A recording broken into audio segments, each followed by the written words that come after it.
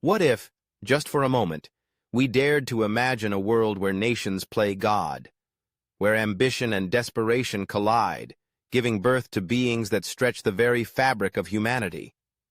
Picture it, a global arms race not for missiles or drones, but for the ultimate warrior, sculpted from the dreams and nightmares of centuries.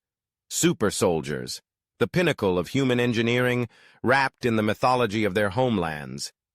Let us begin with Italy, the land of beauty and artistry. Here, the Tempesta emerges, a creature of elegance and lethal precision. They glide through the streets of Milan, a blend of fashion and ferocity, an embodiment of centuries of cultural DNA distilled into a single breathtaking form. Imagine the whispers of ancient gladiators echoing in their veins, the fierce pride of a nation that once ruled the world. They are not merely soldiers, they are beautiful killers, draped in armor that is as much a work of art as it is a weapon. Every move they make is a dance, a choreography of death that leaves their enemies awestruck. The Tempesta doesn't just strike, they perform, turning the battlefield into a catwalk of destruction. And what of the secret that fuels their prowess? A concoction of Mediterranean herbs, potent and intoxicating, elevating them beyond the ordinary. They are the embodiment of la dolce vita, but with a twist. Life is sweet, until it isn't. Now, shift your gaze to Japan, where the Shinsei stands, a fusion of ancient honor and cutting-edge technology. They are the Silicon Samurai, a whirlwind of precision and speed, moving faster than the eye can comprehend. Wrapped in self-healing armor, they are the very essence of resilience, a testament to a culture that reveres both the past and the future. Can you feel the tension in the air as they prepare to strike? It's as if time slows down, the world around them blurring into insignificance. They can track you through walls, anticipate your every move, and yet, in the aftermath, they bow respectfully over your fallen form. It's a haunting juxtaposition, a reminder that even in death, honor remains paramount.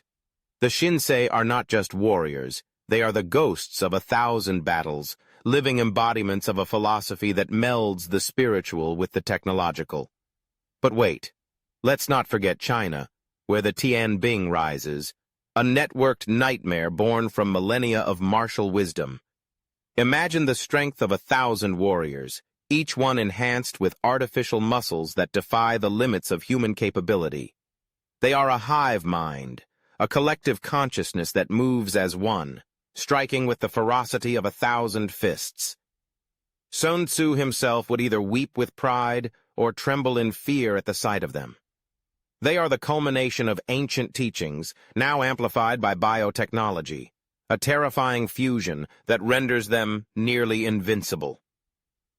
Picture the battlefield, a swirling mass of coordinated chaos, each Tianbing a cog in a machine built for war.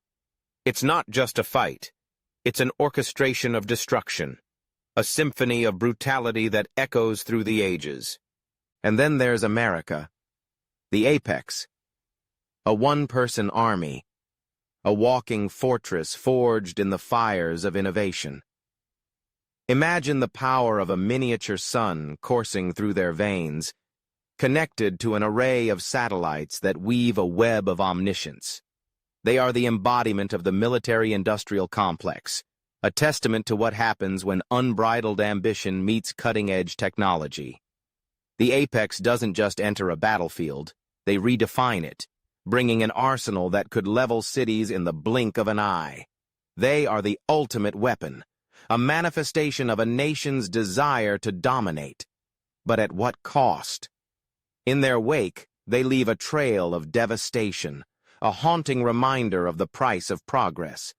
Now let us turn our attention to France, where the Lumière emerges, a philosophical fighter wrapped in armor that bends light like the stained glass of a cathedral. They are not just warriors, they are thinkers, artists, poets of war. The Lumière reads the battlefield like a novel, anticipating moves not just with their bodies, but with their souls. They possess an uncanny ability to understand the essence of their opponents, weaving words as deftly as they wield their swords. Can you imagine the conversations that unfold on the battlefield? The Lumière doesn't just fight.